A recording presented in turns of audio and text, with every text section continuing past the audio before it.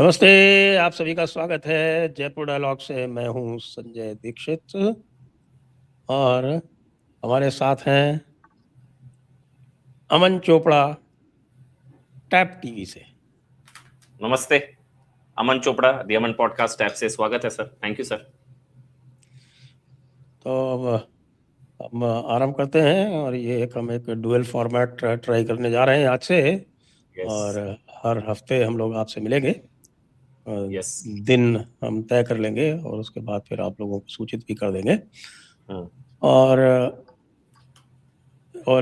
आरंभ करने से पूर्व सभी से अनुरोध है कि कृपया हमारी चैनल को और अमन चोपड़ा जी की टैप चैनल को, इनको दोनों को आप सब्सक्राइब करें। आपको ये भी याद दिला दें कि दी जयपुर डायलॉग्स का एनुअल फेस्टिवल 30 अक्टूबर से 1 नवंबर तक होगा। उसमें आप सभी आमंत्रित हैं रजिस्टर कराने के लिए। और इस बार अमन जी भी उसमें आएंगे, उन्होंने अपनी सहमति दे दी है जी। तो अमन जी, वंदे मातरम का मामला बड़ा रोचक होता जा रहा है। आज तो अमित शाह भी मैदान में कूद पड़े। बहुत रोचक हो गया सर, लेकिन कांग्रेस के लिए बहुत अपॉर्चुनिटी लॉस और एक अपॉर्चुनिटी दोनों है। अब मैं इसको मैंने तो खैर इस पे थोड़ी बहुत रिसर्च जब मैं कर रहा था तो आचार्य प्रमोद कृष्णन से मैंने कल बात करी इस पर। उनकी थ्योरी बड़ी दिलचस्प थी, बहुत ही अद्भुत थी। उनका ये कहना था कि ये कांग्रेस के पास एक भूल सुधार का मौका था। इतिहास में जाएंगे तो आप मेरे से बेहतर बता सकते हैं। 1937 जिन्ना के दबाव में, मुस्लिम लीग के दबाव में, तो आरंभ तो उसका 1923 से है। 1923 से है। उससे पीछे फिर 1896 जी कलकत्ता अधिवेशन का सबसे पहली बार गाया गया। वो तो गाया गया पहले, लेकिन 1923 की बड़ी रोचक घटना है। उस समय जब गांधी जी पूर्ण आत्मसमर्पण के मूड में थे मुस्लिम लीग के सामने या मुसलमानों के सामने कहा जाए, तो उन्होंने मोहम्मद अली जौहर, आप मोहम्मद अली जौहर से आप सभी परिचित हो गए हैं आजम खान के कारण, तो मोहम्मद अली जौहर को उन्होंने अध्यक्ष बनाया था। गांधी जी उस समय करते थे कि आप जाएंगे पुराना, मेरी किताब है वो, यदि कभी आप देखें तो मैंने उस समय के विषयों पर चर्चा की है और कश्मीर के विषयों पर चर्चा की है। उसका नाम है अनब्रेकिंग इंडिया, हिंदी में भी है वो। तो मोहम्मद अली जौहर को उन्होंने उस पूर्ण आत्मसमर्पण की मुद्रा में कांग्रेस का अध्यक्ष बना दिया। और मोहम्मद अली जौहर आए और वहां पर पंडित विष्णु दिगंबर पलुस्कर, जैसी की परंपरा थी, वंदे मातरम से ही अधिवेशन आरंभ होता था, वार्षिक अधिवेशन कांग्रेस का या CWC की मीटिंग। तो जब उन्होंने गाना आरंभ किया तो मोहम्मद अली जौहर ने ऑब्जेक्ट कर दिया। ऑब्जेक्ट किया था, यस, ऑब्जेक्ट कर दिया। तो विष्णु दिगंबर पलुस्कर ने मोहम्मद अली जौहर को कहा कि ये तुम्हारी मस्जिद नहीं है, ये कांग्रेस का मंच है और यहाँ पर वंदे मातरम गाया जाएगा, पूरा गाया जाएगा। और उन्होंने गाया। मोहम्मद अली जौहर बायकॉट करके, अध्यक्ष होते हुए उसका बायकॉट करके मंच से उतर गए और बाद में जब वंदे मातरम पूरा हो गया तब चढ़े। तो अब ये मतलब काफी कहें कि इसके मिक्स्ड सा इतिहास है। और 1937 का तो आप सभी जान रहे हैं लोग, जिन्ना का जो पत्र है और नेहरू जी का जो उनको उत्तर है वो सब दिख रहा है।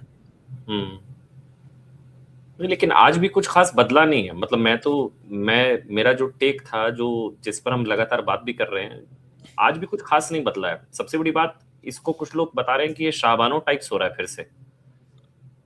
उस वक्त भी जो है संविधान से बड़ा, चाहे सुप्रीम कोर्ट का फैसला था, उसको पलट दिया गया संसद के जरिए। यहाँ भी ये जो फैसला, ये तो कानून बनाकर जिस पर बहस हुई, सब कुछ हुआ, संसद द्वारा पारित किया गया। ये ऐसा तो है नहीं कि बीजेपी ने फैसला सुना दिया, ये तो संसद द्वारा पारित हुआ। अब इस संसद द्वारा पारित कानून के खिलाफ या उसके ऊपर CWC का प्रस्ताव, ये तो इसलिए शाबानो टाइप्स हो गया, नंबर एक। नंबर दो, ये तो जैसे होता है ना कि हम लोग हमेशा कहते हैं वो लाल किताब संविधान संविधान, लाल किताब लेकर चलते हैं राहुल गांधी जी, उनके जेब में भी रहती है, हर जगह वो ऐसे दिखाते रहते हैं। वो लिटरली शायद उनके संविधान उनकी जेब में ही है, वो समझते हैं संविधान मेरी जेब में है।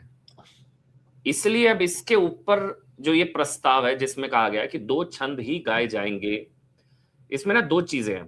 एक तो ये समझ में आ गया कि वो कुर्सी वाला खेल नहीं था, वो जो पहले हो रहा था ना, कुर्सी नहीं थी, खड़गे जी की कुर्सी ढूंढ रहे थे, हालांकि वो 38 मिनट तक कुर्सी नहीं आई थी। पहले चल रहा था कि कुर्सी नहीं है खड़गे जी की, तो अचानक से सोनिया गांधी जी को चिंता हुई थी, तो उन्होंने ऐसे ऐसे करके हाथ बोला, तो शायद कुर्सी नहीं थी। कुर्सी वो गोवा भी नहीं पहुंची थी वैसे, कुर्सी की कमी गोवा में भी जब हुआ वहां पर भी कुर्सी नहीं थी। पहले ये कहा गया कुर्सी कि तो जो कुर्सी कुर्सी, थी भी तो भी वो करीब 48 मिनट तक बोले थे राज्यसभा में। हाँ हाँ बोले थे, यस। नहीं, अगर कुर्सी की कमी थी तो गोवा में भी कुर्सी जा सकती थी, ऐसा तो है नहीं, पता नहीं था 3 मिनट 10 सेकंड के लिए खड़ा होना होगा या नहीं होना होगा। बहरहाल मतलब मेरे को लग रहा है कि ये एक मैसेजिंग बहुत स्ट्रांग है। हम लोग यहाँ पर जब भी हम बात करते हैं, इस पर वाद विवाद संवाद होता है, आपसे भी जब बात हो रही है, जितने भी एक्सपर्ट से बात होती है, सबको कहता है कि आप इसी ट्रैप में फंसते हैं। आपको लगता है कि ये करके आप 2-4 गाली दे देंगे कांग्रेस पार्टी को, आप कहेंगे नहीं गलत है, देश, कांग्रेस यही चाहती है, कांग्रेस इसी मैसेजिंग को इको करना चाह रही है। कांग्रेस ये मैसेजिंग पहुंचाना चाह रही है कि संजय दीक्षित आकर बोले देखो कांग्रेस ने क्या कर दिया, कांग्रेस, या अमन चोपड़ा आकर बोले, आचार्य प्रमोद कृष्णम आकर बोले देखो कांग्रेस वंदे मातरम की विरोधी है, वंदे मातरम के 2 ही छंद गाएंगे, ये आप तुष्टीकरण के चक्कर में कर रहे हैं, मुस्लिम वोट बैंक के चक्कर में कर रहे हैं, यूपी चुनाव के चक्कर, यही तो चाहती है कांग्रेस। हम लोग उसी ट्रैप में शायद आते हैं, और वही ट्रैप हम, नहीं, मैं इससे सहमत नहीं हूं। मैं नहीं, ये सोच रहे हैं कि साहब ये हमको ट्रैप डिबेट कर तो रहे इसी हैं या पर है। खुद ट्रैप में फंस रहे हैं ये, क्योंकि अच्छा, आपको आज ऐसा तक लगता है? भारत के मान बिंदुओं का और भारत के प्रतीकों का अपमान करके कोई भी पार्टी आगे नहीं बढ़ पाई। यहाँ तक कि आप ये देखिए कि जो द्रविडियन पार्टीज हैं वो द्रविडियन पार्टीज तक भी विरोध नहीं कर रही हैं, नहीं कर रही है, यस। कांग्रेस कर रही है। आप ये देखें कि एमआईएम भी नहीं कर रही है, उसको भी ज्यादा समझ है। नहीं, ओवैसी को पीछे छोड़ दिया राहुल ने, तो ये राहुल अब ये गांधी ने सोचते ओवैसी हैं कि को साहब पीछे कि छोड़ दिया है। बिल्कुल। तो ये तो है, आपने जो पहले कहा ना उससे मैं सहमत हूँ कि ये इनका शाहबानो मोमेंट है। ये शाबानो मोमेंट है, लेकिन सर इसमें पता है संजय जी, मतलब आप सहमत नहीं हैं, लेकिन मेरे विचार ये हैं, मुझे ऐसा लगता है कि ये मैसेजिंग इस ट्रैप के जरिए हो रही है जो कांग्रेस कराना चाह रही है।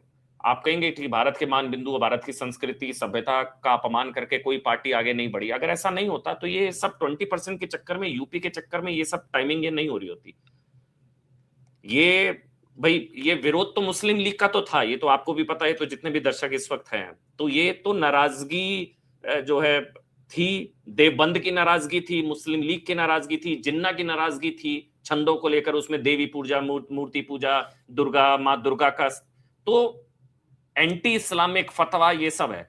अब अगर कांग्रेस इसका विरोध कर रही है और उसको जितना इको मिल रहा है, तो वो जहां मैसेज देने की कोशिश है वहां मैसेज जा रहा है। फायदा होगा नहीं होगा वो आप बता सकते हैं कि कोई फायदा नहीं होगा, ऐसा मैं तो कुछ ये नहीं। देखता हूँ कि एक वो पुरानी कहावत है ना कि यार जो आपके समझदार व्यक्ति होता है भाई, कि समझदार राजनेता वो होता है कि वो इंक्रीमेंटल वोट लाए। जो वोट उसके पास है वो तो उसके पास है, कुछ कोर वोट होता है जो कहीं नहीं हिलने वाला। तो ये करने से संदेश तो ये जाता है कि भाई इनके पास कोर वोट भी नहीं है। इंक्रीमेंटल वोट की बात तो बहुत दूर की है, क्योंकि ये कोर वोट को ही रिझाने में लगे रहते हैं हर समय। कोर में भी जिसको बहुत इनका सारे कोर कोर है वोट ना। माना जाता है उसको रिझाने में लगते रहते हैं। उसका अर्थ ये हुआ कि इनकी प्रतिस्पर्धा भारतीय जनता पार्टी से है ही नहीं, इनकी प्रतिस्पर्धा तो जो रीजनल फोर्सेस हैं उनसे ही है, क्योंकि मुस्लिम वोट के दावेदार तो जो रीजनल बहुत सारे। पार्टीज हैं वो हैं, या मुस्लिम या और माइनॉरिटी वोट की जो दावेदार हैं वो तो जो रीजनल पार्टीज हैं वो हैं। तो आप उन्हीं को बार बार क्यों मैसेज देते हो, उन्हीं को बार बार क्यों मैसेज देते हो? क्योंकि कोर में बड़े सारे कोर हैं संजय जी, वो आपको पता है। इसका मतलब है कि कोई कोर नहीं है, मतलब कोई यही कोर हुआ, नहीं है, कोर में कोई बड़े कोर सारे नहीं कोर है। हैं। अभी खासकर यूपी में कोर बड़े ध्रुव हैं, चाहे समाजवादी पार्टी है, चाहे ओवैसी है। तो ये तो जैसे हम लोग कहते हैं ना 80 टुकड़े टुकड़े, 20 टुकड़े टुकड़े, ये 20 में बंटवारा है। और उसी 20 को पोलराइज करने के लिए क्या ये वंदे मातरम वाला प्लैंक है, ये हो सकता है, वो तो है, वो तो क्लियर दिख रहा है। लेकिन कल एक बड़ी दिलचस्प बात आचार्य प्रमोद कृष्णम कह रहे थे, वो तो हाँ, प्रियंका, मैं जानना चाहूंगा कि आचार्य हाँ प्रमोद कृष्णम से आपकी बात क्या हुई, क्योंकि वो हाँ तो हाँ, इनसाइडर रहे हैं हाँ हाँ हाँ वो हाँ प्रियंका ग्रुप के माने जाते थे उस समय, फिर हाँ बाद में उन्होंने जो है वो दुखी होकर छोड़ दिया, और कई हम्म सारी अंदर की बातें वो बताते रहते हैं। हम्म। तो एक जो तो सबसे बड़ा था उनका पूरा 50 मिनट के पॉडकास्ट में, एक उन्होंने कहा कि विदेशी माता से उत्पन्न संतान कभी राष्ट्रभक्त नहीं हो सकती। तो उनके निशाने पर जो सोनिया गांधी की विदेशी माता, विदेशी मूल की हैं, सोनिया गांधी विदेशों में पैदा हुई हैं, टेक्निकली वो भारतीय हैं, टेक्निकली उनके पास पासपोर्ट है, टेक्निकली वो नागरिकता ले चुकी हैं। हालांकि वो नागरिकता भी कब हुई थी, वोटर आईडी कार्ड पहले बाद में बना था, वो अलग विवाद है। लेकिन वो उनका ये कहना था कि सोनिया गांधी को पर्सनल प्रॉब्लम है ब्रांड इंडिया से, भारत से। अब मैंने पूछा, आचार्य जी आप तो पार्टी में रहे हैं, आप इतनी बड़ी बात कह रहे हैं, आप तो उन्हीं की सेवा में लगे हुए थे, फिर आप ऐसे लोगों की सेवा में कैसे थे? तो उन्होंने कहा कि ये तो मैं पर्सनल एक्सपीरियंस से बता रहा हूं कि सोनिया गांधी को ब्रांड भारत, भारत की संस्कृति, भारत की सभ्यता, भारत का कल्चर, ब्रांड भारत से प्रॉब्लम है।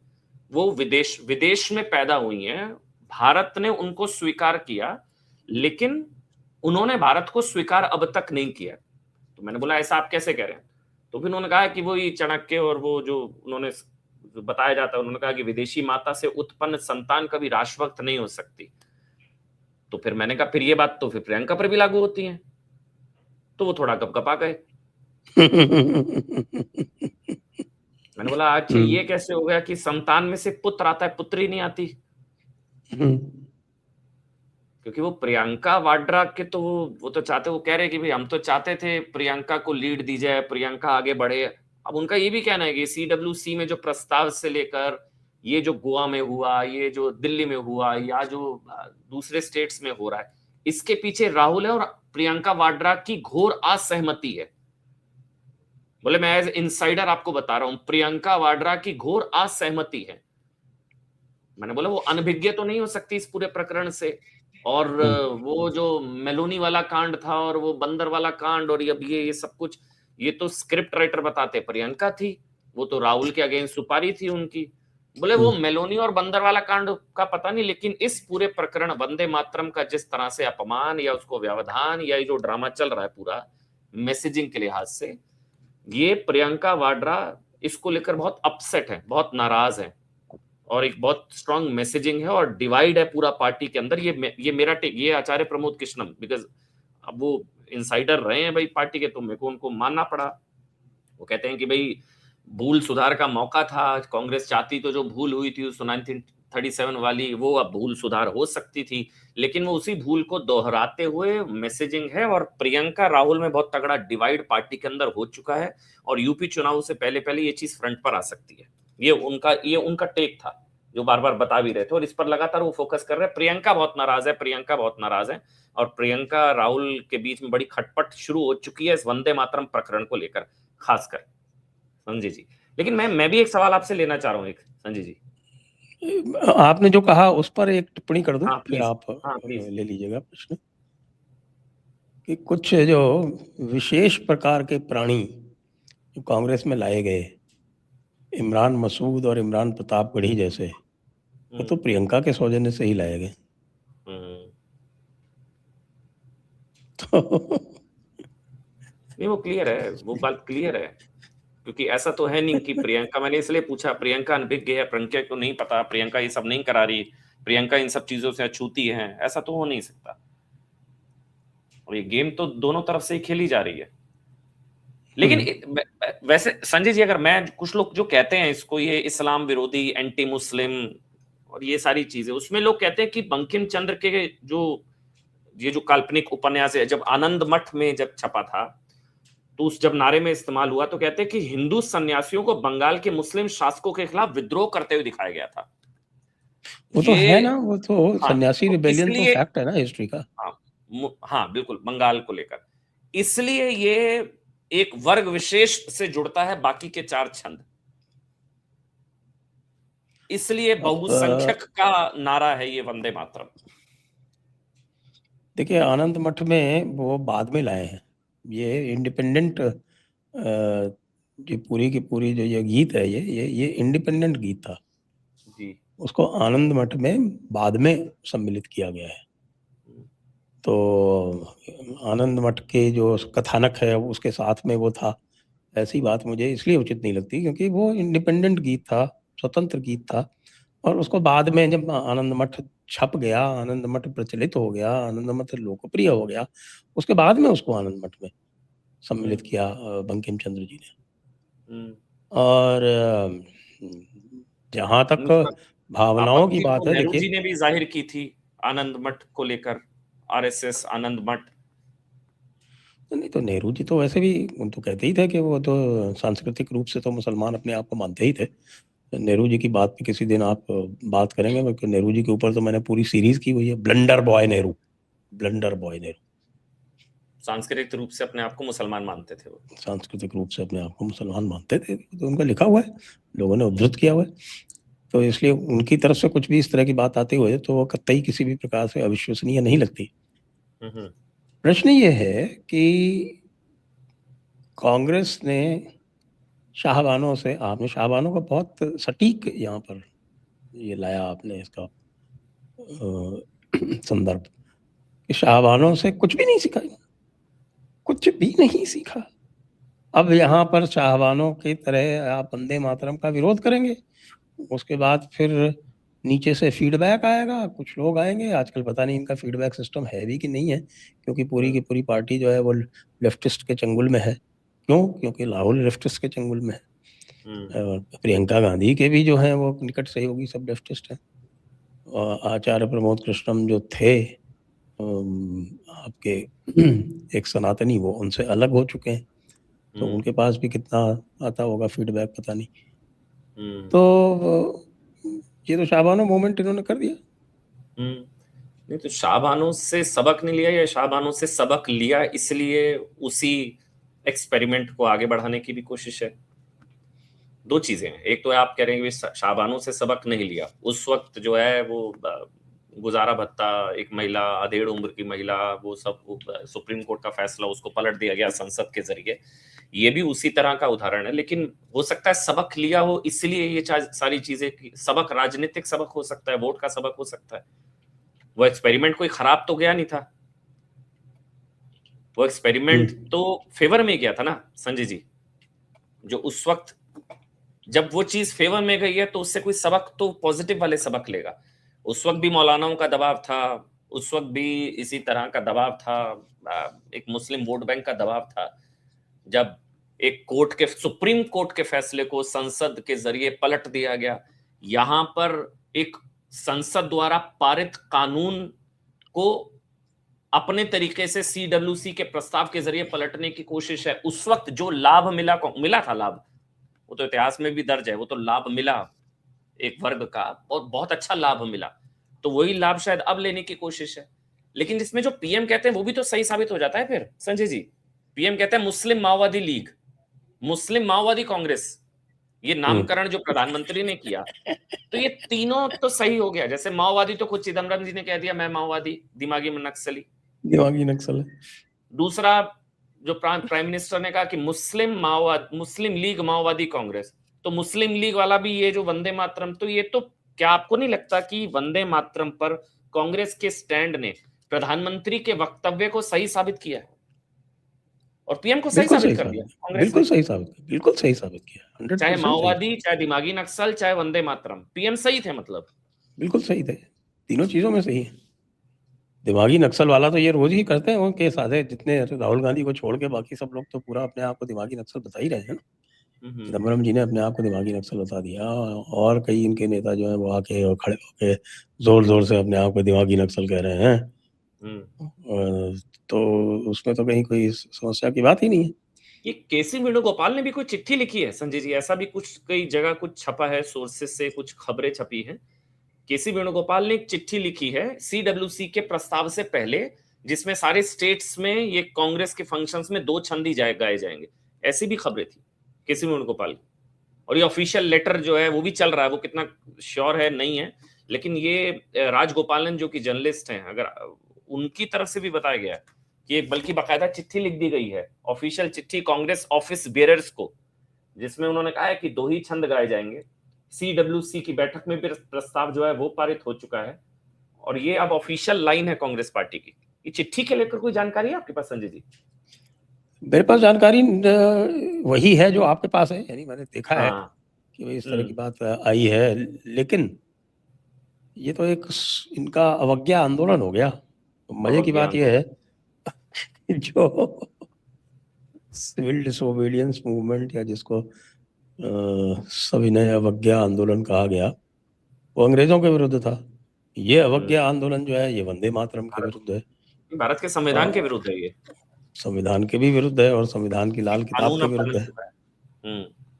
तो ये बड़े मजे की बात हो जाएगी, फिर जगह जगह FIR होंगी, क्योंकि ये जो इसका सेक्शन 3 है, the prevention of insults to national honour act 1971, तो इसके सेक्शन 3 में जहां पर नेशनल एंथम लिखा हुआ है उसके साथ में नेशनल सॉन्ग ऐड कर दिया गया। नेशनल सॉन्ग का स्वरूप जो है वो एग्जीक्यूटिव ऑर्डर से तय कर दिया गया है, और उसमें संदर्भ जो है वो आपके डॉक्टर राजेंद्र प्रसाद का दिया गया है। कॉन्स्टिट्यूएंट असेंबली का रेजोल्यूशन था, वो संविधान में नहीं शामिल किया गया, लेकिन उसका रेजोल्यूशन था जिसका कि रिकॉर्ड है। तो ये स्थान स्थान पर FIR होगी तो होगी, एक और नया चैप्टर शुरू होगा, और इसको ये अपना अवज्ञा आंदोलन बताएंगे अगर, तो फिर उसका कैलकुलेशन कर लेंगे किस तरह से उसका अवज्ञा आंदोलन जो है वंदे मातरम के विरुद्ध अवज्ञा आंदोलन कितने लोग इनके साथ में करेंगे खड़े होके। कांग्रेस चाहती होगी FIR हो, कांग्रेस को पता होगा, और कांग्रेस शायद चाहती भी हो FIR हो और स्ट्रॉन्ग मैसेजिंग हो कि देखिए साहब हम पर FIR, मुसलमानों के लिए हम किस हद तक जा सकते हैं, जिस हद तक ओवैसी नहीं जा सकते, जिस हद तक अखिलेश नहीं जा सकते, जिस हद तक इंडिया अलायंस की दूसरी पार्टियां नहीं जा सकती हैं, उस तुष्टीकरण की हद तक हम देश के नेशनल सॉन्ग का विरोध करेंगे। FIR हम लोग झेलने को तैयार है। तो ये FIR तो इनके फेवर में जाएगी अगर होगी, जो कि भाई सही बात है। अब तो कानून बन चुका है, कोई हम में से अगर आप में से हम में से कोई करता तो अब तक तो FIR हो चुकी होती। जो सोनिया गांधी ने जो उस दिन हुआ, ऐसे करके रोका गया, व्यवधान पैदा हुआ, तस्वीरों में साफ दिख रहा है। तो ये तो कोई और करता तो अब तक FIR हो चुकी होती, और ये शायद अंदाजा यहां भी होगा कि साहब ये लोग FIR चाहते हैं।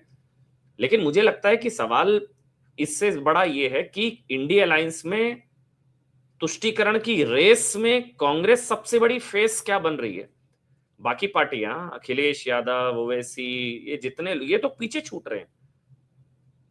या इनको अपना स्टैंड क्लियर करना चाहिए, या सनातनी समाजवादी कम से कम इस मुद्दे पर कांग्रेस के साथ नहीं है, और अगर नहीं है तो वो खुलकर भी नहीं बोल रहे। यूपी चुनाव भी तो दिमाग में होगा संजय जी। ये सारी चीजें, वंदे मातरम का इस हद तक विरोध, इस एक्सट्रीम में जाकर विरोध, मतलब कोई सोच भी नहीं सकता कि वंदे मातरम नहीं गाएंगे। इमरान मसूद कह रहे हैं कि, अच्छा वो भी मेरे को आपसे पूछना था, जो अभी आपने कानून का जिक्र किया, वो लोग एक एक्सक्यूज देते हैं कि गाऊंगा नहीं, सम्मान में खड़ा हूंगा। इसका मतलब वो कहते हैं हमसे थोड़ी ना जबरदस्ती, आप गाऊंगा नहीं, मैं सम्मान दूंगा, सम्मान में खड़ा होऊंगा, 3 मिनट 10 सेकंड पूरा सम्मान दूंगा, मैं नहीं गाऊंगा ना, मैंने गाया नहीं गाऊंगा। अब उसमें तो ये पेंच है, गाना अनिवार्य थोड़ी ना, पेंच है, पेंच है, लेकिन वो पेंच दूर भी किया जा सकता है। तो इमरान मसूद नहीं लेकिन गाएंगे। आपकी पिछली बात पे आता हूँ, BK हरिप्रसाद जी, आपकी पिछली बात पे आता हूँ। हाँ, कि साहब इससे वो कंसोलिडेट करेंगे अपना बेस। कोई कंसोलिडेशन नहीं होना, आपको तो चुनाव साथ में लड़ना है ना अखिलेश जी के। किसको कंसोलिडेट कर रहे हैं? और जो रिवर्स कंसोलिडेशन होगा उसका क्या होगा? आप खाली MY पे, मजे की बात यह है कि आप वहां पे 100 से ऊपर सीटें मांग रहे हैं। 100 से ऊपर सीटों में आप कुछ भी करेंगे, जो यादव भाई बंधु हैं हमारे, उनका एक विचित्र प्रकार का सिस्टम है। जहां पर यादव कैंडिडेट नहीं होता या समाजवादी पार्टी का कैंडिडेट नहीं होता, वहां पर उनके ऑप्शंस ओपन हो जाते हैं, और उनका मुसलमानों के साथ जो रिश्ता है वो प्योरली पॉलिटिकल और प्योरली ट्रांजैक्शनल है। उत्तर प्रदेश में भी, बिहार में, सर्वत्र स्थानों पर। क्यों? क्योंकि आप देखेंगे कि यादव इन 2 स्थानों के अतिरिक्त सब जगह बीजेपी का वोटर है।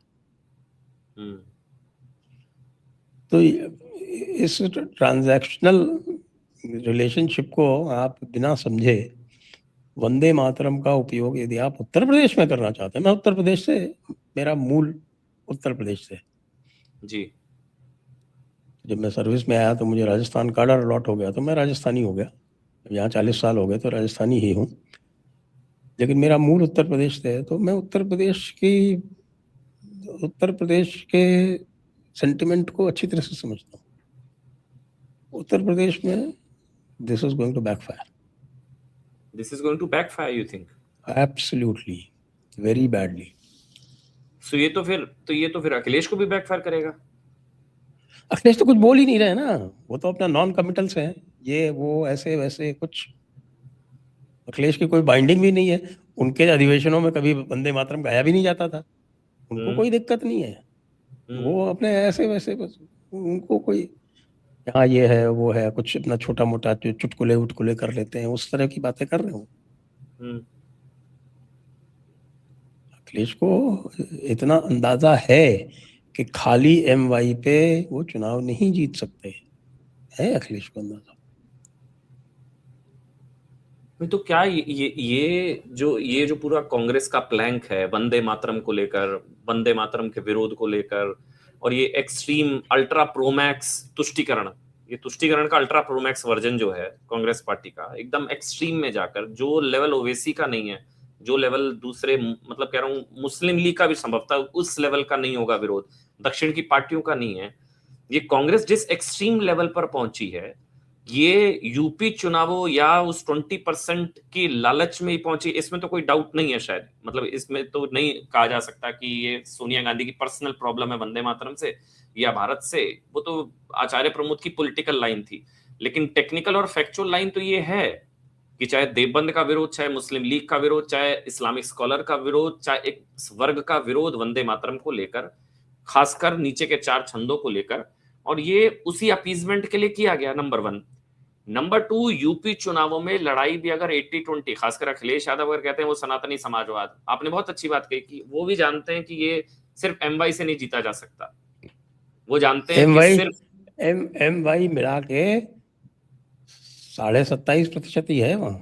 यस, और रिवर्स पोलराइज हुआ तो और डेंजरस है भाई। पोलराइजेशन तो अगर 20% भी है, तो अगर 80% रिवर्स पोलराइज होता है इस वाले प्रकरण से, तो अखिलेश यादव के लिए भी ठीक नहीं है। लेकिन ये चीजें तो अखिलेश यादव को अनकंफर्टेबल करनी चाहिए, जो कि शायद नहीं कर रही हैं। अगर कर रही होती तो वो, अब इसमें भी सर कैच ये है संजय जी कि ना वो इसका विरोध कर सकते हैं ना इसका समर्थन कर सकते हैं। तो उनके आप ऐसे कांग्रेस भी चाहती तो चुप रह जाती ना, और ज्यादा से ज्यादा उनके लिए ये करना होता तो भाई ठीक है, तो वंदे मातरम गाना बंद कर दो, जनगण मन शुरू कर दो, उससे मैसेजिंग नहीं होती। तो किसको मैसेजिंग FIR कर से रहे हो होगी यार? जो जेब में है उसी को मैसेजिंग कर रहे हो। वो जेब में है या नहीं है संजय जी, वो भी तो है। बहुत लोगों की जेब में है, वो मैंने शुरू में ही कहा, वो जेब में है या नहीं है। वो कोर में बहुत कोर है, असली लड़ाई उस कोर की है। उस 20 के पीछे कितने हैं? यूपी में तो 20 के पीछे बहुत है। उत्तर प्रदेश में तो नहीं है ना, उत्तर प्रदेश में तो वो नहीं है। उत्तर प्रदेश में तो दोनों साथ साथ मिलकर ये लड़ रहे हैं। आप यदि साथ में नहीं लड़ रहे हैं तब बात अलग है, अभी तक तो यही साथ में लड़ रहे हैं, तो फिर तो ये तो एक अच्छा गुड कॉप बैड कॉप भी हो सकता है कि कांग्रेस जो है, समाजवादी पार्टी सनातनी सनातनी सनातनी खेलेगी, सनातनी समाजवाद, चंदा चोरी, राम भक्त, हम लोगों को कष्ट है, और कांग्रेस पार्टी अल्ट्रा प्रोमैक्स जो है, तुष्टीकरण और मुस्लिम फेस, मुस्लिम लीग टाइप फेस। तो ये तो गुड कॉप बैड कॉप भी हो सकता है, शायद ये भी स्ट्रेटेजी हो सकती है, क्योंकि MY से 27% उससे नहीं जीता जा सकता है चुनाव यूपी का। और शायद अखिलेश यादव से 2 बार सवाल भी इस संदर्भ में पूछा गया, ऐसा नहीं पूछा गया, उन्होंने क्लियर जवाब नहीं दिया, वो कन्नी काट गए। क्योंकि मैं बार बार कह रहा हूं, वो विरोध कर नहीं सकते हैं इसका, वो विरोध में बोल नहीं सकते कि नहीं वंदे मातरम का विरोध जो हो रहा है वो गलत है। तो जो माया मिली ना राम वाली भी स्थिति हो जाएगी, ना आप इसका विरोध कर सकते हैं ना आप इस बात का समर्थन कर सकते हैं। वंदे मातरम के विरोध का विरोध करने की हैसियत अखिलेश यादव में नहीं है, ना वंदे मातरम का समर्थन करने की हैसियत उनके अंदर है। स्मार्ट मूव जो आप कह रहे हैं वही है, चुप रह जाना चाहिए, और शायद वो चुप ही रह रहे हैं। कांग्रेस पार्टी भी चुप रह सकती थी, और अखिलेश यादव इस मुद्दे पर चुप है। चुप रह स्मार्ट सकते मूव थे, फिर चुप अखिलेश रहने के यादव का बहुत है। सारे तरीके हैं, चुप रह सकते थे, बड़े आराम से रह सकते थे। अब मैं आपसे थोड़ा झारखंड के बारे में कहूंगा, भाई बधाई हो सबसे पहले तो आपको, आप झारखंड जाने वाले थे, दोबारा उसकी आवश्यकता नहीं पड़ी, उनकी विजय हो नहीं गई। अभी सर बहुत आवश्यकता है, अभी वहां पर मैं छात्रों से बात कर रहा हूँ, कह रहे हैं गेम कर रही है सरकार, नहीं जैसे गेम चल रही है वहां। मैं अभी बताता हूँ, मैं अभी वहां पर एक पीयूष है, मैं नाम लेकर बताता हूँ, आपके शो में आने से पहले थोड़ी सी मैंने तैयारी करी थी। वो ये कह रहे हैं कि भाई एक तो जेएसएससी जेएसएससी और जेपीएससी की परीक्षा रद्द करने की मांग थी, तो जेपीएससी की हो गई, जेएसएससी में सिर्फ सीजेएल की करी है सरकार ने, बल्कि बल्क रिक्रूटमेंट जो उन्होंने मुझे बताया, एक पीजीटी, एक्साइज और नगर पालिका, इसकी नियुक्तियां बल्क होती हैं, वो परीक्षाएं रद्द नहीं की हैं, नंबर एक। नंबर दो, उन्होंने मुझे बताया कि ये पूरा मामला, जो छात्र हैं वो सारे पहुंच गए कोर्ट के अंदर। जब उनसे बात हो रही थी उन्होंने कहा 3 बजे सुनवाई है, आज 3 साढ़े 3 बजे सुनवाई है। वो सुनवाई है सरकार के आदेश पर स्टे को लेकर। सरकार ने तो अच्छा अच्छा कर दिया, देखो हम जो कर सकते थे, वो छात्र कह रहे हैं कि सरकार कैसे गेम कर रही है। सरकार ने तो अपनी तरफ से कह दिया कि हम तो स्टे कर रहे हैं भाई तुम्हारे लिए, देखो हम कितने एक्सट्रीम चले गए, हमने नियुक्तियां रद्द कर दी जो है। और ये उन्होंने कहा भी, इरफान अंसारी जो कांग्रेस के कोटे से मंत्री है झारखंड में, उन्होंने कहा कि जो सबसे मुश्किल फैसला था, जो हो नहीं सकता था, जो सपने में कोई सरकार नहीं कर सकती थी, हमने कर दिया। राहुल गांधी के कहने पर राहुल गांधी ने पहल की, और राहुल गांधी की वजह से छात्रों के हित में हेमंत सरकार ने फैसला लिया। तो उन्होंने बताया कि ये जब छात्र की जो परीक्षाएं, जो नियुक्तियां रद्द हुई हैं, तो नियुक्तियां रद्द होने से जिनकी नौकरियां गई वो सारे पहुंच गए कोर्ट। अब कोर्ट में अगर इस पर स्टे लगता है, क्योंकि उसमें आधार मांगा जा रहा है, जो सुनवाई के दौरान जो बात हुई, जो पक्ष रख रहे हैं, कुणाल है उनमें से, एक टीचर है वो, कुणाल और पीयूष, 2 छात्र, मैंने उनसे आपके शो में आने से पहले बात की। उन्होंने बोला अमन जी, जो एक आधार होता है परीक्षाओं को रद्द करने का, वो सरकार ने आधार ठोस नहीं है, तो जब आधार ठोस नहीं होगा तो कोर्ट स्टे लगा सकती है सरकार के ऑर्डर पर, और अगर कोर्ट ने स्टे लगा दिया सरकार के ऑर्डर पर, तो फिर फेस सेविंग सरकार की ये होगी कि हमने तो भाई छात्रों के हित में जो कर सकते थे किया, परीक्षाएं रद्द की। ये भी छात्र हैं, ये भी जेनजी हैं, इनकी नियुक्तियां रद्द हुई, ये लोग कोर्ट पहुंच गए, कोर्ट ने स्टे कर दिया, अब तुम्हें धरना करना है तो कोर्ट में जाकर धरना करो। और कोर्ट में भी सरकार की तरफ से मजबूती से पक्ष रखने के लिए कोई बेसिस नहीं है। उन्होंने कहा कि अधियाचना भी वापस नहीं ली गई है अभी तक, जो अधियाचना, जो रिक्विजिशन भी वापस नहीं ली गई है। कह दिया चलो कर दी हमने, जेपीएससी और जेएसएससी जेल हमने रद्द कर दी, लेकिन पीजीटी, एक्साइज, नगर पालिका, नंबर 1 वो रद्द नहीं, नंबर 2 अधियाचना वापस नहीं, तीसरा जो सबसे स्ट्रांग उन्होंने मुझे बताया, मुझे नहीं पता, उन्होंने जो बताया, जो छात्र वहां ग्राउंड पर है, अधियाचना वापस नहीं ली गई है, चौथा आधार नहीं दिया गया है कुछ नियुक्तियां रद्द करने का। तो सरकार का फैसला कोर्ट पलट देगा या पलट सकता है, तो सरकार ये कहेगी अब आंदोलन करना है तो जाकर कोर्ट के बाहर बैठिए। ये उनका झारखंड को लेकर है। तो लड़ाई अभी, और ये जो 2 महीने के लिए स्थगित किया गया है, ये भी डीजीपी, उन्होंने बताया कि डीजीपी ने समय मांगा, बोले डीजीपी वहां आए, डीजी ने बोला कि भाई आप 2 महीने का हमको समय दे दीजिए, 2 महीने में अगर आपको भरोसा नहीं लगा, जांच ठीक तरह से आगे नहीं बढ़ी, तो हम इसको फिर जो है फिर हम सीबीआई जांच की तरफ बढ़ेंगे। तो ये अलग लेवल की गेम है संजय जी वहां पर जो चल रही है, और छात्रों के खिलाफ ये गेम चल रही है। दिखने में लग रहा है कि सरकार झुक गई है, वहां तो पहले दिन से चल रहा है कि इस छात्रों के आंदोलन के अंदर घुस के किसी तरह से अपने लोगों को प्लांट करके वहां उनको तोड़ा जाएगी, जेपीएससी वाले इधर खड़े हो जाओ, जेएसएससी वाले इधर खड़े हो जाओ, देखा आधे इधर आओ आधे इधर आओ टाइप्स होता है, तो ऐसा चल रहा है, जेपीएससी वाले इधर, जेएसएससी वाले इधर, उनको तोड़कर। और जेएसएससी में भी पीजीटी, एक्साइज, नगर पालिका, वो पीजीटी जिसमें अभय तिवारी टॉपर, वो वाली रद्द नहीं हुई है। जो अच्छा। सबसे ज्यादा जो विवाद है, अभय तिवारी जिसमें टॉपर, पीजीटी वाली रद्द नहीं हुई है। तो वो कह रहे हैं हमारी मांग, अब उस मांगों में भी पेच ये है कि इतने सारे छात्र इतने गुट बन गए हैं। प्रॉब्लम ये भी है वहां पर, कोई एक फोकस्ड, कोई एक प्लान्ड, ऑर्गेनाइज्ड, तो वहां पर आंदोलन के अंदर इतने गुट बन गए। तो असली बात, एक छात्र वहां नारा लगा रहा था, हेमंत है तो हिम्मत है। Very good. तो वो तो वो छात्र, जो पार्टी के कार्यकर्ता छात्र बनकर घुसे हुए हैं। तो ये अब ये तो देखिए, सब ये राजनीतिबाज लोग जो हैं वो तो सब ये करते ही करते हैं। निश्चित रूप से। और लेकिन ये गेम है, और अगर ये सही है। स्टे हो गया तो फिर तो कोर्ट के बाहर धरना देंगे छात्र। फिर वो कह रहे हैं आप जाइए कोर्ट के बाहर जाइए, वहां धरना दीजिए। फिर हमारे लिए धरना दिया, हमने कर दिया, हमने परीक्षा रद्द कर दी। अब कोर्ट अगर स्टे लगा देगा तो हम क्या करें? पुरानी टेक्निक है ये। हाँ, ये वाली अच्छा, टेक्निक एक तो आपको मैं ज्यादा पता होगी कैसे और होता है ये। आपसे पूछना चाहता हूँ, आपका एक बहुत पुराना एक इंटरव्यू है, बहुत पुराना, ऐसे 8-10 साल पुराना होगा, जो आपने हामिद अंसारी साहब के साथ किया था। अच्छा, हाँ जी, हाँ जी, हाँ जी, हाँ जी, हाँ जी, हाँ जी। याद आया जी, आपको? नहीं नहीं, अरे वो भूल सकता हूँ मैं?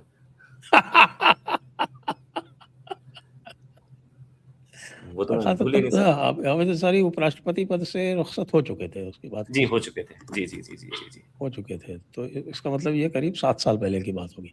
हाँ जी, हाँ जी, हाँ जी। तब मैं तो जी न्यूज़ में था उस समय। तब आप जी न्यूज़ में थे। जी। तो आप जब उनसे इंटरव्यू करने गए, तो आपसे पहले उन्होंने पूछा नहीं कि आप क्या पूछेंगे, क्या करेंगे? या आपको ओपन वार्तालाप के लिए तैयार हो गए?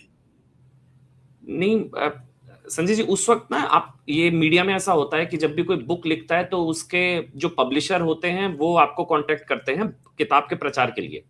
हुँ, हुँ, जैसे हुँ। अभी भी हमको कोई मैसेजिंग आते हैं कि आप इनका इंटरव्यू कर लीजिए, आप इनका इंटरव्यू कर लीजिए। तो हमको उसकी कहानी ये है कि हमको जी न्यूज़ को, हमारी ऑर्गेनाइजेशन को, उनके पब्लिशर का फ़ोन आया था कि हामिद अंसारी जी की किताब आ रही है, तो हम चाहते हैं कि जी न्यूज़ एक इंटरव्यू करे, किताब में क्या है, कैसे उन्होंने एक अच्छी किताब लिखी, उनका कवर पेज कैसा है और हामिद अंसारी जी की शख्सियत और क्या है। तो एक पीआर इंटरव्यू की बात थी, जो कि नॉर्मल प्रोसीजर होता है, ऐसा कुछ अलग नहीं है, सारे चैनलों में होता है, आपको भी पता है कि नहीं, पब्लिशर नहीं, फ़ोन वो तो करता है। हमारे पास भी लगातार आती रहती हैं, जी, किताबें आती रहती हैं, तो वो उनकी ही, रिक्वेस्ट आती तो रहती जी है। न्यूज़ में हम जब मैं करते था भी तो रहते हैं। जी, जी, बिल्कुल जी। तो जब उन्होंने बोला कि भई ऐसा है, तो मुझे मेरे आउटपुट एडिटर ने बोला, "अमन, आपको एक इंटरव्यू करना है।" तो उन्होंने मुझे किताब दे दी थी, तो उन्होंने मुझे बोला कि, "ये किताब है भई, और आप जाइए और आप इंटरव्यू कर लीजिए।" तो उस वक़्त तक की कहानी ये थी कि भई किताब मेरे हाथ में थी, तो मुझे बोला गया था कि वो हाइलाइट भी करके देते हैं किस-किस पर आप सवाल पूछ सकते हैं। अब पूरी किताब तो आप जो है शाम को दी, अगले दिन सुबह इंटरव्यू करने जाना है, तो आप किताब नहीं पढ़ सकते हैं पूरी। तो वो कुछ हाइलाइट करके देते हैं कि ये इस किताब के मुख्य हाइलाइट्स हैं, आप इस पर सवाल पूछ सकते हैं। तो उनको आपत्ति इसलिए नहीं थी क्योंकि भई मैं भी किताब लेकर गया था, तो उनको ऐसा ही लगा था कि मैं आऊँगा वही किताब, क्योंकि उससे पहले 10 इंटरव्यू हुए थे उनके।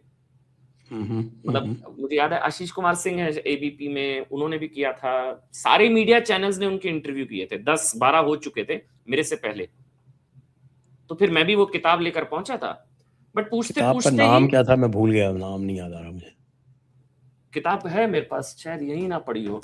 एक मिनट देना, हामिद अंसारी वाली किताब मैं लाता हूँ। मैं उसको तो मैंने बहुत अच्छे से फ्रेम करके यहाँ रखा है। अच्छा। वो किताब बहुत पवित्र है मेरे लिए। उस हुँ, किताब की वजह से कई लोगों ने मुझे जाना। तो हुँ। मैं वो किताब वहाँ पर लेकर गया था जब, तो भई सामान्य सवाल कि आपने किताब क्यों लिखी, क्यों लिखी? लेकिन फिर वही कि जो मन में ज़हन में सवाल थे, तो वो पूछ लिए। और वो, हाँ, ये किताब है, देखिए मैंने कहा मैंने रखी हुई है, हैप्पी एक्सीडेंट। ये वो किताब, ये हैप्पी एक्सीडेंट, ये मैंने रखी है अपने ऑफिस में। हुँ। ये देखिए। तो इस जी। किताब में ही उन्होंने बल्कि हाइलाइट वाइलाइट करके मुझे दिया था कि आप जाइए ये सब। इसमें एक दिलचस्प कहानी है, छोटी सी, मैं बताता हूँ आपको। जब मैं इंटरव्यू करने जा रहा था तो मुझे बताया गया था कि भाई एक मीठा मीठा प्यारा प्यारा सा और क्यूटी क्यूटी सा एक इंटरव्यू जो है, आप कैसे हैं, क्या आपने, इस कवर पेज बहुत सुंदर है, इस कवर पेज के पीछे की कहानी क्या है, ये ब्लैक क्यों है, हैप्पी एक्सीडेंट का मतलब क्या है, जो एक होता है पीआर इंटरव्यू, किताब का प्रचार। लेकिन मैं उस संदर्भ में, जब मैं किताब इंटरव्यू करने जा रहा था, तो उस वक्त हमारे बॉस, उस वक्त सुधीर चौधरी, तो उनसे, उन्होंने मुझे ये चीज कही थी कि भाई किताब का प्रचार नहीं, तुम्हें जो पूछना है वो पूछना। अच्छा। बस, मतलब ये कहानी नहीं किसी को मैंने बताई थी। हाँ। और शायद वो भी 3-4 मिनट पहले हुआ था। जब मैं उनका इंटरव्यू करने जा रहा हूँ, वो चेयर पर बैठ चुके हैं। मैं अपनी मैं टाई भी नहीं लेकर गया था, तो वो अच्छा ये भी कहानी है, टाई भी उनके स्टाफ ने मुझे दी थी, आप लगा लो टाई, मगर चलो टाई भी उनकी दे दो, तो टाई भी हमने लगाई। तो जब मैं इंटरव्यू शुरू करने जा रहा था तो अचानक फोन बजा, उस वक्त जो हमारे managing editor in chief Sudhir Chaudhary ji, तो कहाँ हो चोपड़ा जी? मैंने बोला मैं हामिद अंसारी जी का एक किताब आई हो उस पर। तो उन्होंने बोला कि तुम जी न्यूज की तरफ से हो, ये किताब का प्रचार करने मत जाया करो, किताब का प्रचार नहीं, सवाल पूछने हैं, जो तुमको सवाल लगते हैं वो सारे सवाल पूछने हैं, पीआर इंटरव्यू मत करना। मैंने कहा ये अलग ही कहानी है। तो शायद 1.5-2 मिनट के अंदर अंदर मैं दिमाग में तैयारी, 2 मिनट की तैयारी थी वो, मतलब ये भी फैक्ट है, ऐसा नहीं था कि मैं बहुत तैयारी करके इंटरव्यू करने गया था उनका। तो बस बैठा और फिर तो धर्मराज हजरा, दुलाल कुमार, त्रिलोचन, मैं तो आज भी नाम रटे हुए जितने हिंदुओं की लिंचिंग हुई है वो भूल नहीं सकते हम लोग। मतलब मैं तो हमेशा आवाज बोलता हूँ कि हम लोग कहते हैं लिंचिंग का धर्म, लिंचिंग का धर्म, तो मेरे को तो आज भी रटे हुए हैं, जैसे मैं आज भी 10 नाम बोल सकता हूँ, त्रिलोचन मैचो, दुलाल कुमार, ये सारे ऐसे नाम है, अंकित त्यागी, दिलबर नेगी, मैं 50 नाम बोल सकता हूँ। तो वही मैंने उनसे पूछा। तो उस वक्त मुझे इंटरव्यू की तैयारी की जरूरत इसलिए नहीं पड़ी थी क्योंकि ये चीजें कम से कम मेरे अंदर आत्मसात हैं, ऐसी चीजें कि जब अगर इस तरह का नैरेटिव फैलाने की कोशिश की जाएगी कि आप कहेंगे कि देश ने आप मतलब मुसलमान आप असुरक्षित है एंड डे पर आप कह देते हैं, तो बस वो 2 मिनट की उनकी तैयारी उनकी थी। उनकी पुस्तक में था कि मुसलमान असुरक्षित है उसकी। हाँ हाँ था, बिल्कुल था, उन्होंने लिखा था। तो यही तो मैंने कहा, आपको तो सब दिया देश ने भाई, आप अलीगढ़ मुस्लिम यूनिवर्सिटी के वाइस चांसलर रहे, आप ये रहे, आपको देश में तमाम उच्च पदों पर रहे। अभी तो रॉ वाला नहीं पूछा मैंने, कई लोग बहुत नाराज हुए मेरे से, वो आपको पता तो है। उन्होंने आपको रुखसत कर दिया बीच में ही। हाँ हाँ, लेकिन रॉ वाला तो आपको ज्यादा पता है मेरे से। कई कुछ लोग रॉ बहुत वालों को नाराज हुए उन्होंने उस पूरा इंटरव्यू। पूरा उनको एक्सपोज करके और मरवा दिया था। हाँ, अब ये तो कई, जब मैंने इंटरव्यू किया तो कई लोग मेरे से नाराज हुए अमन जी, कि आपको जो उन्होंने रॉ के कई मिशंस को ऐसे आरोप लगते हैं, उन्होंने एक्सपोज किया अपने एसेट्स को, जो अपने इंडियन एसेट्स थे उनको लेकर जो उन्होंने किया, जो आरोप उन पर लगते हैं, तो आपने वो नहीं पूछा। खैर पूछने को तो फिर हमेशा इंटरव्यू अधूरा है। अब अभी मुक्तेश्वर आनंद से जो आपसे बात हुई, आपने भी मुझे कहा कि इसको ये सब किया जा सकता था, तो हम तो जितना कर सकते उतना किया, बहुत चीजें हमेशा छूटती हैं, हाँ, वो तो है लेकिन ऑब्वियसली, ये वो दे कैन नेवर हमेशा बी होता अ है परफेक्ट परफेक्ट। इंटरव्यू। जी, को हर चीज परफेक्ट नहीं हो सकती, हमेशा हम कुछ ना कुछ गलतियां करते हैं, उससे सीखते हैं, अगली बार और बेहतर करने की कोशिश करते हैं। लेकिन ये चीज मैंने नहीं बताई कि ये 2 मिनट की तैयारी थी। वो कुर्सी पर बैठ चुके थे, माइक लग चुका था, मुझे फोन आया कि ये मीठा मीठा वो किताब का प्रचार करने नहीं गए हो तुम्हें जाके सवाल पूछने हैं। और ये मुझे नाम लेने में हिचकिचाहट नहीं है, सुधीर चौधरी थे जिन्होंने फोन किया और बोला कि नहीं भाई, तुम प्रॉपर पत्रकार हो, तुम किताब का प्रचार करने थोड़ी ना गए हो, जाओ इंटरव्यू करो अपना, जो तुम्हें पूछना पूछो। और 2 मिनट का समय था, वो तैयारी का समय नहीं था, लेकिन अब वो बैठ चुके थे, अंदर से आवाज आई, तुरंत जाके बैठा। फिर वो जैसे आपसे बातचीत हो रही है उसी तरह की बातचीत। और कभी कभी होता है कि हम बहुत तैयारी करते हैं, वो इंटरव्यू नहीं चल पाता, और जिसमें हम 1 मिनट की तैयारी करते हैं कभी कभी वो चीज अच्छी चली जाती है संजय जी। तो वो शायद वो उदाहरण वो था हामिद अंसारी का। हामिद अंसारी क्या उस समय जब ये रिटायर हुए थे तब बड़ी मीठा मीठा जो है भिगो भिगो के प्रधानमंत्री जी ने भी उनको चैनल हाँ, चलाए सदन के थे। अंदर मुझे याद है उन्होंने कहा था कि अब आपके अंदर वो आप घुट घुट कर नहीं, अब आप खुल कर बोल सकते। आप हाँ उसी तरह के परिवेश में जिसमें आपका मन लगता है उसी में अब आप जा सकते जी, हैं। याद है मुझे, याद है मुझे, याद है, याद है, याद है, याद है। और खासकर उस इंटरव्यू के बाद इस चीज का जिक्र जब मैंने टैप शुरू किया था तब भी मैंने बताया था, उस इंटरव्यू के बाद उनके एक सहयोगी भी थे, उन्होंने, मैंने सुना जाते जाते जब हामिद अंसारी जी जा रहे थे तो उन्होंने उनको कहा था he should get what he did, ये मैंने सुना, he should, he should get what he did, अच्छा, मतलब ये चीज सीधे मैंने धमकी। सुनी थी। अब वो चीज ठीक है आई गई हो गई, लेकिन फिर मुझे लगा बाद में जो जो चीजें मेरे साथ हुई मैं कभी कभी जोड़ता हूँ उनको। हमको कभी कभी लगता है कि कुछ लोग कहते हैं कि कॉपी में नोट कर लिया जाता है किसका क्या करना है, उस वक्त कुछ नहीं होता, वो तो चीजें क्या, बाद में हुई। जैसे? जैसे राजस्थान अगले साल ही, वो भी सिडिशन, देशद्रोह, अच्छा अच्छा वे अच्छा अच्छा। जोड़ने, मैं ये चीज ये नहीं कह सकता कि इसके पीछे वो हामिद अंसारी का इंटरव्यू, लेकिन मैं जोड़ सकता हूं क्रोनोलॉजी के हिसाब से कुछ चीजें, मेरे को डाउट होता है जब वो इंटरव्यू हुआ, उसके बाद ये जो संवाद हुआ, वो जाते वक्त जो उन्होंने कहा, और उसके अगले साल ही हुआ था एफआईआर, वो भी सीडिशन, देशद्रोह की।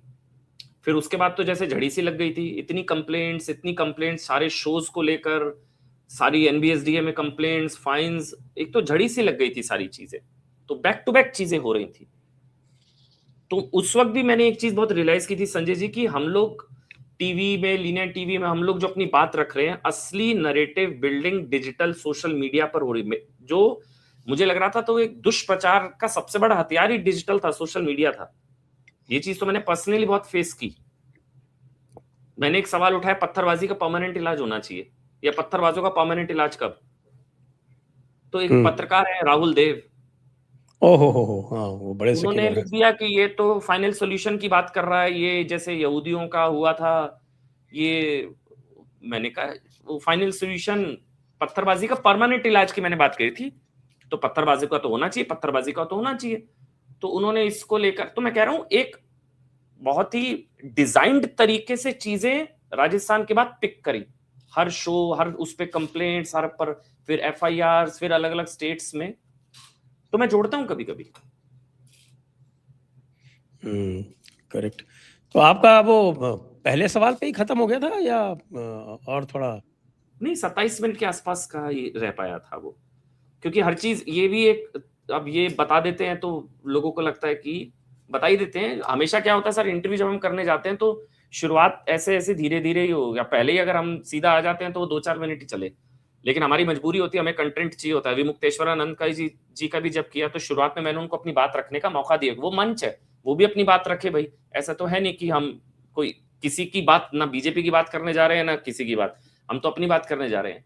तो वो क्या कहना चाह रहे हैं उनको भी मंच देना हमारी जिम्मेदारी है। तो हामिद, इन सारी चीजें वही, आपको क्या लगता है आपने किताब क्यों लिखी, क्या था मकसद, किस लिए था, वो सारी चीजें। तो शुरुआत में 2, 4, 5, 7, 10, 12 मिनट तक होता है, फिर उसके बाद आप अपने सवाल लेते हैं, तो एक ड्यूरेशन होती है जो हमको इंटरव्यू मिलता है। यही है भाई मुक्तेश्वरानंद जी के साथ तो ये 27-28 मिनट के आसपास का था पूरा इंटरव्यू, क्योंकि बहुत छोटा था, आखिर में वो उखड़ गए थे तो माइक वाइक हटा दिया था उन्होंने, क्योंकि अभी हो सकता है मैं रॉ पर आता बाकी और चीजें आती, लेकिन वो तो आप थोड़ा नाराज। एक तो ये लिंचिंग वाला सवाल पूछ पाए थे, और क्या? अभी मुझे एग्जैक्टली इंटरव्यू ध्यान नहीं है, और क्या क्या पूछ लिया था आपने? उस किताब से, संदर्भ से सारे सवाल किताब को लेकर ही थे, तो मैं किताब के बाहर भी नहीं गया था। वैसे किताब में बहुत चीजें कही गई थी, किताब में ये कहा गया था कि एक इस चीज का बहुत, जैसे राहुल गांधी ने एक बार कहा था कि why is western countries oblivious, मतलब जो भारत में हो रहा है उसको लेकर western nations are they oblivious, मतलब वो चुप क्यों है। तो किताब में इस तरफ भी इशारा था कि भाई एक तरीके की क्या इंटरफेरेंस होनी चाहिए भारत के अंदर, जो हालात हैं माइनॉरिटीज को लेकर सबसे ज्यादा चिंताजनक वो भी था।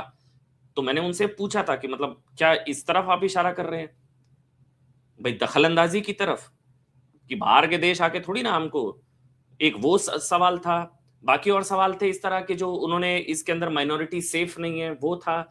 इसके अलावा सबसे बड़ा सवाल उनके करियर ग्रोथ को लेकर भी था, जो उन्होंने कहा था कि उनको उनके रिलीजन की वजह से वो ग्रोथ नहीं मिली देश में जो मिलनी चाहिए थी। अब मैंने कहा प्रभु आप तो मतलब आप दो दो बार वाइस प्रेसिडेंट रह गए। 2 बार वाइस प्रेसिडेंट, मतलब वो तो जितने देशों में राजदूत और तमाम यूएन परमानेंट रिप्रेजेंटेटिव सब कुछ रहे हैं वो तो। वो तो सरकार चली गई, नहीं तो प्रेसिडेंट बन जाते।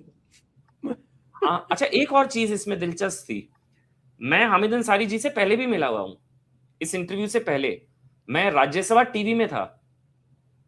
तो राज्यसभा टीवी में हामिद अंसारी जी के OSD Gurdeep Singh supple Rajya Sabha TV के सीईओ थे।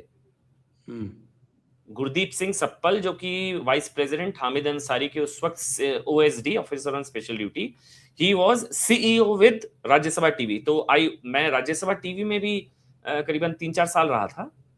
उस दौरान जब राज्यसभा टीवी के एम्प्लॉयज से मिले थे तो मैं उनसे भी मेरी जो है बात हुई थी, संवाद हुई थी। तो जब मैं उनसे मिला था मैंने इस बात का जिक्र किया था। तो सीबीएम बहुत अच्छा था, सीबीएम मतलब कॉन्फिडेंस बिल्डिंग मेजर बहुत अच्छा था इंटरव्यू से पहले।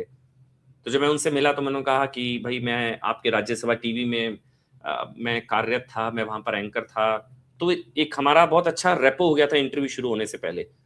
तो उनको लगा कि अच्छी अपना आदमी है, अच्छी बात है, बहुत सुंदर।